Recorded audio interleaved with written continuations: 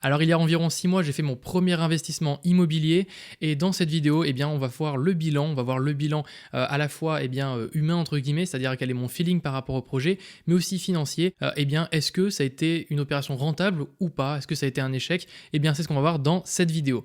Alors, je vais déjà vous montrer directement la petite présentation que j'ai à vous présenter. Donc, ce petit bilan, moi, ce que je vous invite à faire absolument, c'est de voir ma première vidéo qui explique en fait tout le projet. Donc, si vous voulez voir vraiment un projet concret de A à Z. J'ai essayé de retracer bien toutes les étapes du projet, c'est-à-dire de la recherche du bien, je l'ai trouvé, je l'ai visité, j'ai signé les papiers, qu'est-ce qui s'est passé ensuite, donc j'ai fait un peu de travaux et tout ça. Donc bref, tout ça je le suis dans cette grosse vidéo qui fait à peu près une quarantaine de minutes. Je pense que c'est la vidéo dans laquelle dont je suis le plus fier.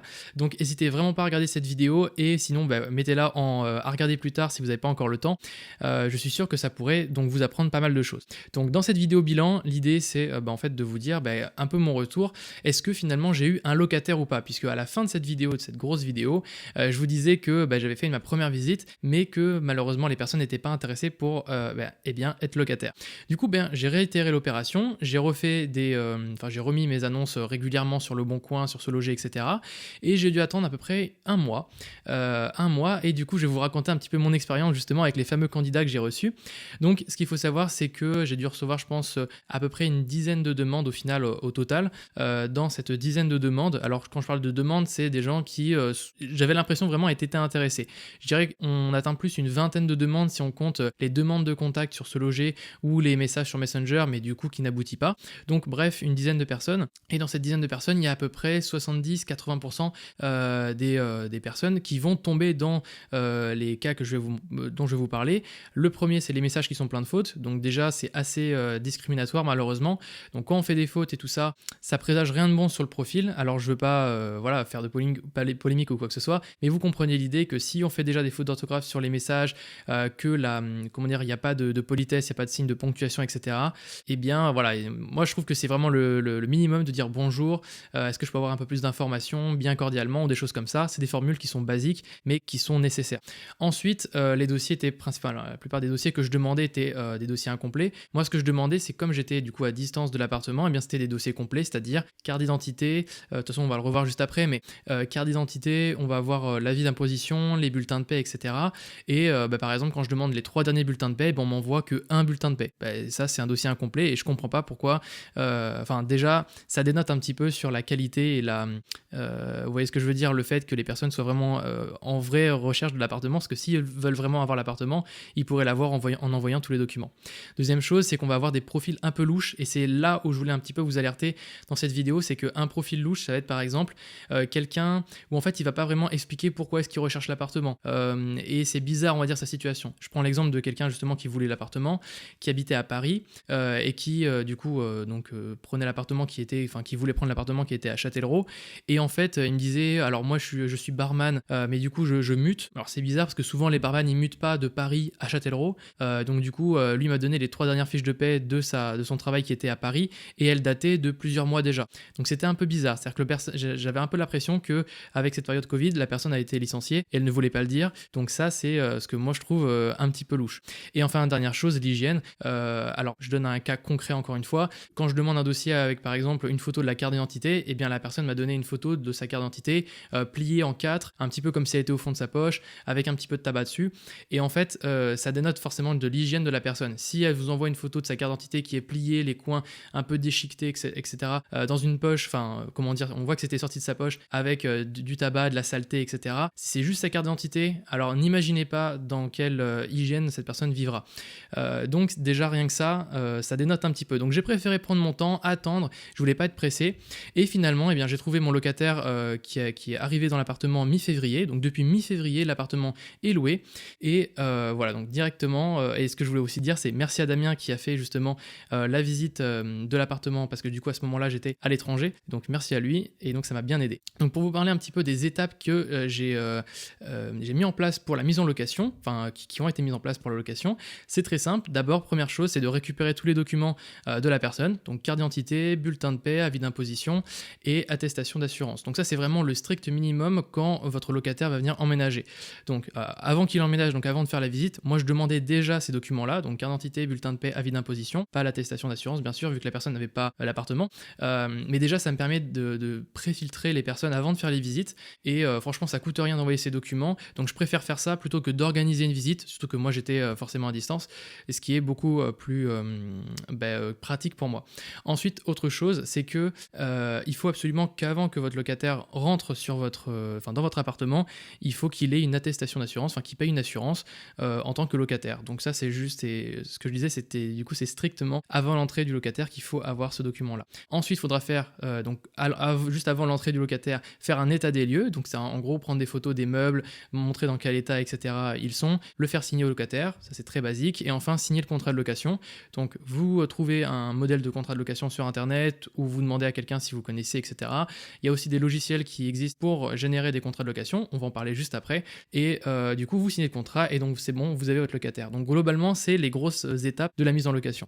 Et enfin, il ne faut pas oublier de dire à son locataire de s'occuper des papiers. Si c'est par exemple, si votre locataire, si l'électricité n'est pas compris dans les charges qu'il paye, eh bien il faudra qu'il s'occupe du contrat d'électricité, du contrat d'eau, pour que ce soit à son nom et qu'il puisse payer en fait sa facture d'électricité et d'eau. Ensuite, autre point, la gestion locative. Donc la gestion locative que moi j'ai appelée, on va dire, automatisée, puisque en fait j'aime pas trop faire des trucs répétés ou des trucs un petit peu compliqués. Donc moi je vous conseille 2 sites. Le premier c'est buyfacile.fr et le deuxième c'est Rentilia. Ils font la même chose en fait, sauf que moi je trouve que Buyfacile a une interface qui est beaucoup plus ludique, donc c'est une interface qui est beaucoup plus jolie esthétiquement, beaucoup plus simple à utiliser, j'ai l'impression, et pour le moment j'ai trouvé vraiment toutes les fonctionnalités dont j'avais besoin sur ce site. Alors si vous le souhaitez, j'ai mis un lien, donc c'est un lien de parrainage qui est dans la description si vous le souhaitez, et en gros sur ce site, vous pourrez stocker tous vos documents. Donc quand votre locataire vous envoie sa carte d'identité, son avis d'imposition, etc., et que vous ne savez pas où stocker ces documents-là, vous pouvez le mettre sur le site, donc c'est assez pratique. Ça va vous générer automatiquement tous vos documents, donc votre état des lieux, vous allez pouvoir générer votre contrat de location, pouvoir mettre ou pas des mentions particulières. Donc en fait l'interface est assez bien faite pour ça, et en fait si vous ne savez pas en fait comment rédiger un contrat de location, Buyfacile est vraiment simple pour ça. Donc moi je tiens à souligner que c'est vraiment pour ceux qui débutent et qui ne savent pas comment gérer leur bien, et je trouve que c'est un très bon outil. Et enfin on peut aussi faire les signatures électroniques des documents, donc ça c'est vraiment très très cool, et puis du coup vous pouvez envoyer vos documents par email à vos locataires, donc c'est vraiment très pratique. Maintenant on va rentrer vraiment dans le vif du sujet, le bilan financier. Je pense que c'est ce qui vous intéresse. Donc pour vous parler un petit peu de ce bilan là, actuellement j'ai dépensé à peu près 41 390 €, donc ça compte pas les frais qui se sont rajoutés après ma vidéo bilan, donc ça c'était le constat de ma vidéo bilan.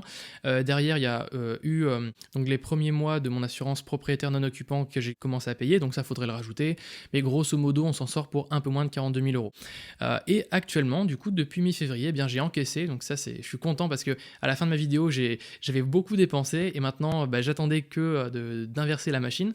Donc la machine est renversée maintenant, j'ai encaissé à peu près 2041 € qui n'ont pas encore été imposés bien sûr, mais voilà, c'est de l'encaissement qui a déjà démarré, et donc là du coup ça me permet vraiment d'être soulagé par rapport à ce projet. Donc ce qu'il faut comprendre, c'est que moi mon estimation dans ma tête entre guillemets, c'est la suivante, que voilà, j'estime à peu près que l'appartement je vais arriver à le louer 11 mois dans l'année, donc un loyer de 450 €. Alors voilà, donc ça donne un résultat par année de 4 950 €, on peut arrondir à 5 000 voire un petit peu moins si on veut. Donc là c'est en partant du principe qu'il est loué 11 mois dans l'année sur 20 ans, enfin sur 10, 15, 20 ans, enfin bref vous avez compris, donc dans le temps il est loué à peu près 11 mois dans l'année, peut-être que ce sera un petit peu moins, peut-être que ce sera un petit peu plus, voilà, on sait pas. Les charges estimées par rapport à cette opération sont de 72 € pour la gestion locative. Donc la gestion locative c'est simplement en fait l'abonnement à buyfacile.fr pour un an, et ensuite si j'avais voulu le mettre en gestion de location, en agence de location, j'arrêterais de payer Buyfacile et je passerais donc par une agence. Sauf que l'agence ça coûte à peu près 8% par mois pour le mettre à gérer, et franchement globalement c'est assez cher pour le peu d'utilité que ça apporte. Ensuite je vais avoir à peu près 600 € de charges de copropriété par an, plus 120 € d'assurance propriétaire non occupant qui est obligatoire, et enfin 250 € d'expert comptable que je vais devoir payer pour faire ma liasse fiscale qui va arriver en fin d'année. Bref, tout ça nous donne 1042 € par an à peu près en charge. Donc vient à cela se rajouter évidemment l'imposition. Donc moi j'en ai pas encore été, j'ai pas encore payé mon imposition, donc pour le moment je peux pas en parler, mais je referai sûrement une vidéo bilan d'ici un an et demi pour qu'on puisse voir et puis qu'on puisse suivre justement ce projet de manière un peu plus concrète. Donc pour conclure ce petit projet, moi le feeling sur le projet projet, j'ai un feeling de peu près 12 sur 10. Donc en fait, je suis très content d'avoir fait ce projet. Évidemment, ça n'aurait pas pu être possible grâce à mes parents, donc qui aussi finançaient la moitié du projet, mais aussi par leur soutien et leur accompagnement. Donc forcément, un grand merci à eux, je les aime de tout mon cœur. Et enfin, la suite, c'est-à-dire que là, on a fait le premier projet, il est bien lancé, il est sur les rails, il est lancé, donc c'est cool. Maintenant, j'ai plus spécialement besoin de m'en occuper, on va dire à temps plein, entre guillemets. Et donc l'idée, c'est de démarrer un deuxième projet. Ce projet est en cours, mais je n'ai pas trop envie encore de vous en parler. Je vous en parlerai quand ce sera un peu plus concret. Et donc voilà, j'espère que cette petite vidéo un peu bilan vous a plu. Si vous avez des questions, eh bien encore une fois, ça se passe toujours dans l'espace commentaire. On se retrouve prochainement dans de futures vidéos. Si vous avez des suggestions, encore une fois, c'est également dans les commentaires. Et je vous souhaite une très bonne fin de journée. À bientôt, c'était Axel.